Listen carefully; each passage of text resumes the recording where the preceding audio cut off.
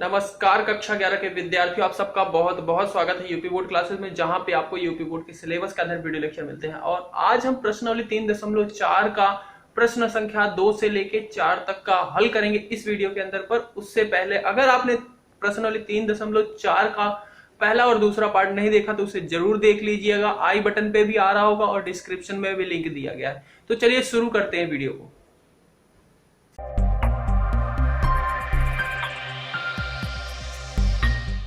दूसरा प्रश्न दिया गया है, sec x बराबर 2 दिया गया है और इसका भी क्या करना है, मुख्य मान और व्यापक मान निकालना है। तो सबसे पहले sec x दिया गया है, तो आप इसमें क्या करोगे, वो जो 3 हमने डेरिवेशन में करा था कि sin x equal to sine y, cos x equal to cos y, tan x equal to tan y, इसी रूप में बदलना है। सबसे पहले इसे उसके रूप में ले जाओ। तो उस रूप में आप इसे क्या लिख सकते हो, sec को लिख सकते हो क्या, 1 अपॉन में cos x लिख सकते हो, बराबर क्या हो जाएगा, 2 हो जाएगा। ठीक है, अब इसको आप क्रॉस मल्टीप्लाई कर दो। आपको याद होगा, आप ये 9वीं 10वीं हर जगह से पढ़ते आते हो, सी प्लस बराबर डी है।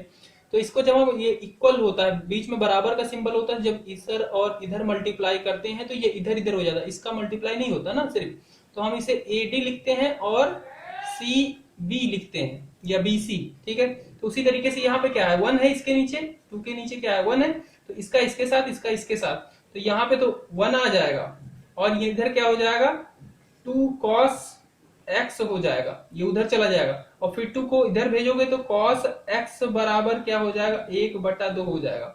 ये बात समझ में आएगी नहीं, मैंने cos को इधर लिख दिया। अच्छा देखो, मैं इसको ऐसे करा है, तो 2 को इधर भेजेंगे तो 1/2 बराबर cos x हो जाएगा। अब क्या है, 1/2 बराबर क्या है, cos x, तो मैं चाहे 1/2 बराबर cos x लिखूं या cos x बराबर 1/2, दोनों बातें तो सेम ही है ना। तो इसको मैं लिख सकता हूं cos x बराबर 1/2। तो हमारा जो प्रश्न दिया गया था, हमने क्या कर लिया, इसे cos के रूप में ला लिया। अब हम इसे हल करेंगे, मैंने बताया था कि उसी तीनों के रूप में ही ले जाके सारे प्रश्न हल होने हैं, तो इस रूप में ला लिया। अब बताओ x का किस मान पे cos 1/2 हो जाता है, तो cos किस पे होता है, 60 पे। तो इसे आप लिख सकते हो cos x बराबर, ये क्या होता है 60 पे, यानी कि π/3। cos π/3 पे क्या हो जाता है, 1/2 हो जाता है। बात क्लियर है, आप ये लिख सकते हो। ओके जी, तो एक मान आपका क्या हो गया, जो मुख्य मान क्या होता था, 0 से 360 डिग्री में जो मान होते थे उन्हें बोला गया था मुख्य मान। तो ये क्या है, 60 है, यानी कि एक तो आपका मुख्य मान पता चल गया। ठीक है, x का एक मान पता चल गया। अच्छा, cos x बराबर अब आ जाते हैं हम इसके और कौन से मान पे होगा, तो उसके लिए आपने चतुर्थांश पढ़े हैं, प्रथम द्वितीय तृतीय चतुर्थ, 4 चतुर्थांश है। अब cos x बराबर क्या था, 1/2 था। cos x बराबर क्या है था, यह धनात्मक था। तो धनात्मक कौन कौन से में होता है, पहले में cos किस किस किस किस चतुर्थांश में धनात्मक होता है, पहले में तो सारे ही होते हैं। दूसरे में क्या होता है, साइन और cos एक धनात्मक होता है, इसमें tan और cot। और चौथे में cos और sec, यानी कि चौथे, पहले और चौथे में धनात्मक होता है, बाकी में cos ऋणात्मक होता है। तो पहले में तो आपने बता दिया कि π/3 पे होगा, यानी कि 60 अंश पे ये होगा 1/2।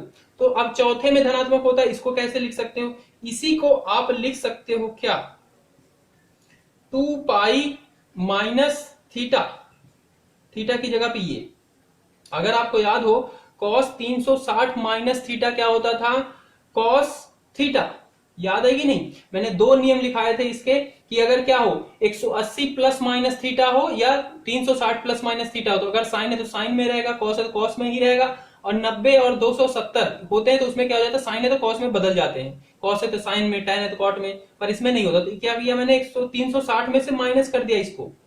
ठीक है, तो cos है तो cos ही रहेगा। ठीक है, और ये क्या हो जाएगा, थीटा हो जाएगा। और चौथे चतुर्थांश में क्या क्या धनात्मक होता है, तो cos धनात्मक होता है, ये cos ये, यानी कि धनात्मक होगा, यानी कि इसी को मैं लिखूंगा ये π/3। तो यहाँ पे उल्टा नियम यूज हो रहा है। अभी तक हमें क्या होता था, ये दिया रहता था, हमें ये लिखना होता है। अब हमारे पास ये होता है, हमें ये चीज खुद बनानी होती है, और वो कैसे बन रहा है वो आप समझ रहे हो। हमने सबसे पहले देखना है कि वो जो संख्या दी गई वो धनात्मक है या ऋणात्मक है। अच्छा, धनात्मक है तो कौन कौन से चतुर्थांश में धनात्मक होती है उसे देखते हैं, फिर उसके हिसाब से हम नियम बनाते हैं। ठीक है, अच्छा, तो इसी को मैं ये भी लिख सकता हूं, और यही आपका हो जाएगा cos x। इसको आप हल कर लोगे, 3 दूना 6, 6 में से 1 गया, यानी कि 5π/3। ठीक है, तो x के कितने मान आएंगे, एक तो क्या होता है cos x 1/2 किस पे होता है, 60 पे होता है, और एक क्या होता है 5 पाई/3 पे होता है। तो x के दो मान आ जाएंगे, कौन कौन से, एक तो हो गया आपका पाई/3 और दूसरा हो गया 5 पाई/3, और यही क्या होंगे आपके मुख्य मान, क्योंकि मुख्य मान क्या होते हैं 0 से 360 के बीच में। तो आपका कहीं पे पहला इधर है और दूसरा कहीं इधर है, जो x का मान है उस पे आपका क्या होगा cos 1/2 मिलता है। अब क्लियर, ओके। तो मुख्य मान आपके ये होंगे, इन्हें आप लिख लेना, ये क्या है मुख्य मान। व्यापक मान कैसे निकालते थे, मुख्य मान से ही निकलता था। अब तो अभी हमने बताया cos x बराबर क्या था, cos पाई/3, cos 60 पे था, ठीक है। तो इसी से हम व्यापक मान निकालते थे। अब ये किस रूप का बन गया है, cos x बराबर cos y बन गया है। इसमें व्यापक मान क्या होता था 2n pi plus minus y, यही होता था व्यापक मान। और n क्या था, ये एक पूर्णांक था, पूर्णांक को i से भी प्रदर्शित करते हैं और कैपिटल Z से भी प्रदर्शित करते हैं। तो Z कहीं पे मिले तो आप दिक्कत मत लेना, वो पूर्णांक की ही बात हो रही है, ठीक है। तो इसका व्यापक मान क्या हो जाएगा, x बराबर, यहाँ पे y की जगह पे क्या है, ये है, तो y की जगह पे यही लिख देंगे, प्लस माइनस y की जगह पे पाई/3। यहाँ पे मैं 5 पाई/3 भी ले सकता हूं, पर अक्सर क्या होता है हम ये पहले वाला ही लेते हैं, मतलब 0 से 90 अंश वाला ही लेते हैं। तो ये आपका क्या हो गया, इसका व्यापक मान हो गया। और यहाँ पे लिख दो कि जहां n क्या है i से संबंधित है, इसका सदस्य है। तीसरा है cot x बराबर माइनस का √3। अच्छा जी, कॉट है, सबसे पहले इसे tan में ला सकते हो आप आसानी से, तो tan में ला लो, ठीक है। तो 1 में tan बराबर लिख सकते हो -1/√3। फिर यहाँ पे आप वही क्रॉस मल्टीप्लाई इधर इधर होगा, तो यहां से ये 1 हो जाएगा और इधर से ये हो जाएगा आपका tan x, ठीक है, ठीक है, माइनस का। अब क्या करोगे, इसको आप इधर भेजोगे तो ये क्या हो जाएगा 1/√3, माइनस को भी भेज दो माइनस, और ये क्या हो जाएगा tan x। अब इसकी ये क्या है, इसके बराबर है, तो ये भी तो इसके बराबर है, तो इसी को मैं लिख सकता हूं tan x बराबर ये। बात क्लियर। अच्छा जी, अब यहां से प्रश्न हल होगा, ठीक है। तो अब इसी चीज को आप ये लिख सकते हो, बस ये सब आपको सब लिखने की, इतना मैं समझा रहा हूं, बाकी ये लिखने की जरूरत नहीं, आप डायरेक्ट इसको ये लिख देना, हल लिखना डायरेक्ट, आप इसी को ये लिख सकते हो। ये तो आपको समझाने के लिए मैंने बताया। अच्छा जी, अब आपका प्रश्न बन गया ये, तो ये हमारा प्रश्न बन चुका है। अब इसका हम पहले मुख्य मान निकालेंगे। मुख्य मान के लिए हमें बताना होगा कि x के ये किस मान पे इतना आता है माइनस में। अच्छा, तो ये हम सबसे पहले देखेंगे, ये क्या है, पूरा क्या है, एक निगेटिव है, ऋणात्मक है। तो tan कौन कौन से चतुर्थांश में ऋणात्मक होता है, पहले में धनात्मक होता है, ठीक है, दूसरे में क्या होता है ऋणात्मक होता है, ठीक है, तीसरे में क्या होता है धनात्मक होता है, और चौथे में ऋणात्मक होता है। यानी कि ये तीसरे में और चौथे में ऋणात्मक होगा, ठीक है। तो दूसरे के लिए आप इसे क्या लिख सकते हो, ये क्या है पाई/3, तो √3, सॉरी 1/√3। तो ये कौन से अंश पे होता है, ये होता है आपका tan किस पे, तीस पे, tan 30 के मान पे क्या होता है, ये √3, ठीक है। और इसके सामने मैं माइनस लगा सकता हूं, ठीक है, मतलब इस चीज को मैंने ये लिख दिया, क्लियर है बात। पर ये भी tan x बराबर tan y के रूप में नहीं हुआ, ठीक है। और x का मान भी अभी हमें नहीं निकला, क्योंकि उसी रूप में आएगा तभी हम निकाल पाएंगे। तो अब इस चीज को आप क्या लिख सकते हो, तो इसी को आप लिख सकते हो, क्योंकि ये तीसरे चतुर्थांश और चौथे में ऋणात्मक में होता है, तो तीसरे में आप लिख सकते हो 180 माइनस पाई/6। अगर मैं इस चीज को हल करूंगा तो ये आएगा कि नहीं, tan 180 माइनस थीटा क्या होता है, माइनस tan थीटा होता है, ठीक है। 180 माइनस थीटा यानी कि माइनस का tan थीटा, ये चीज इसके बराबर है।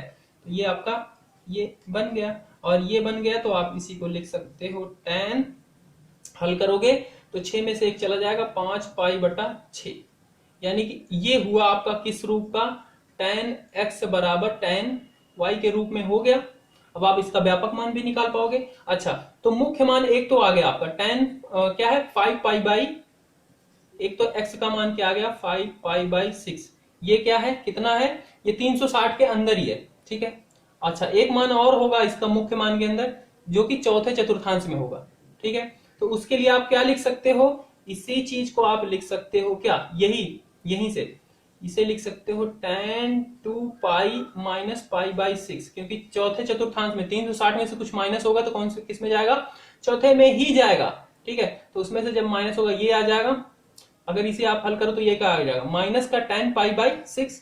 अब इसे मैं लिख सकता हूं tan, इसे हल करूंगा तो 6 दूनी 12, 12 में से एक गए 11 पाई बटा 6, यानी कि 11 पाई बटा 6 भी एक क्या है इसका मान है, जो कि चौथे चतुर्थांश में है। तो ये क्या हो गया आपके दो इसके मुख्य मान हो गए, ठीक है। अब इसका व्यापक मान के लिए tan x बराबर tan y था, तो उसके लिए व्यापक मान क्या था याद है, याद करो उसका क्या था n पाई प्लस y की जगह पे क्या है आपका 5 पाई बाई 6, ठीक है, क्योंकि इसका मुख्य मान पहला यही आया है, ठीक है। ये 360 के अंदर ही है और दूसरा 360 के अंदर ये है, तो आप इसे लेके बना सकते हो या दूसरे को भी लेके बना सकते हो, पर पहले हम छोटे कोण को ही लेके बनाते हैं, ठीक है। तो ये आपका क्या हो जाएगा, इसका व्यापक हो जाएगा मान, और इसे बराबर आई या जेड लिख दोगे आप, ठीक है। आई पूर्णांक जेड भी पूर्णांक को ही संबोधित करता है। तो इस तरीके से इसके दोनों मान आ जाएंगे, ये हो गया मुख्य मान, ये हो गया व्यापक मान। चौथा प्रश्न दिया गया है कॉसेक एक्स बराबर -2। कॉसेक इसको किसके रूप में ला सकते हो आप, साइन के रूप में ला सकते हो, 1 अपॉन में साइन लिख सकते हो, और ये हो गया -2, क्योंकि हमें जितने भी प्रश्न हैं सबको पहले उन्हीं 3 रूप में लाने हैं, ठीक है। तो ये इसे आप ये लिख सकते हो, ओके जी। इसे हम हल करेंगे तो इसका क्रॉस मल्टीप्लाई करेंगे, ये हो जाएगा साइन x बराबर -1/2। अब मैं पूरा हल नहीं कर रहा, आप समझ रहे हो इसे हल करके कैसे हला कर देता हूं। इधर 1 लिखा, इसको किया तो 1 हो गया, साइन उधर जाएगा 2 -2 साइन x। अब यहाँ से साइन x बराबर -2 को इधर भेजेंगे तो ये हो जाएगा -1/2 और साइन x। अब ये क्या है, ये जब इसके बराबर है तो ये भी इसके बराबर ही है, तो इसे मैं लिख सकता हूँ साइन x बराबर -1/2। आ गया ना। तो मैं इन सबको पूरे को ना लिख के सीधा यहाँ से लिख देता हूँ इसी को, साइन x बराबर -1/2। बात क्लियर, अच्छा जी। अब इसे साइन x बराबर साइन y के रूप में बदलेंगे, तो 1/2 कब होता है, साइन 30 का मान है, इसे मैं लिख सकता हूँ साइन पाई बाई 6 और बाहर लगा दिया माइनस साइन x। इसको आप हल करोगे तो 1/2 आएगा, माइनस बाहर लगा है। अच्छा, ये माइनस में है, साइन x बराबर क्या है माइनस में कौन से चतुर्थांश में होता है साइन, पहले में भी धनात्मक में होता है, दूसरे में भी धनात्मक, तीसरे और चौथे में ऋणात्मक होता है। तो इसे मैं लिख सकता हूं क्या, pi minus pi by 60, pi by 6। पाई में से क्या किया, सॉरी ये क्या है प्लस करेंगे, क्योंकि तीसरे चतुर्थांश में जब पाई में कुछ जोड़ेगा तभी जाएगा तीसरे चतुर्थांश में ना, तो पाई प्लस पाई बाई 6। तो साइन 360 प्लस थीटा क्या होता है, माइनस का साइन थीटा होता है, मतलब इसका हल इसी के बराबर होगा ना। तो इसी चीज को मैं ये भी लिख सकता हूँ। अच्छा, जब ये लिख सकता हूँ तो ये आपका हो जाएगा 6 में से और जुड़ जाएगा, यानी कि 7 पाई बाई 6। तो एक तो आपका ये आ गया, ठीक है, कि साइन 7 पाई बाई 6 पे क्या होता है -1/2 होता है। अच्छा जी, एक इसका मुख्य मान और होगा, क्योंकि ये चौथे चतुर्थांश में भी ऋणात्मक होता है साइन। तो चौथे के लिए आप क्या लिख सकते हो, इसी को क्या लिखोगे, ये हो जाएगा आपका साइन 360 में से कुछ माइनस करोगे तभी आएगा चौथे चतुर्थांश में ना, तो 2 पाई माइनस पाई बाई 6। तो 360 साइन 360 माइनस थीटा, माइनस का साइन थीटा होता है, ठीक है। तो इसी चीज को आप ये भी लिख सकते हो, जब ये लिख सकते हो तो इसी को आप फिर ये बन जाएगा 6 दूनी 12, 12 में से एक माइनस होगा 11 पाई बाई 6, मतलब एक मान ये और है। तो इसके मुख्य मान क्या हो गए, 2 मान हो गए, एक तो हो गया 7π/6, दूसरा हो गया 11π/6।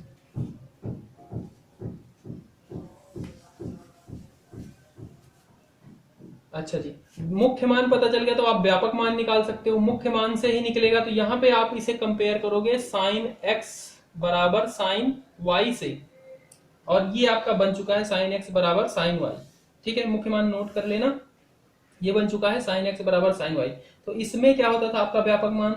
व्यापक मान होता था x equal to 2n pi plus -1 की पावर n, और y क्या होता था? मल्टीप्लाई में y की जगह पर क्या है? 7π/6, तो ये हो जाएगा 7π/6। तो ये आपका क्या हो गया? व्यापक मान।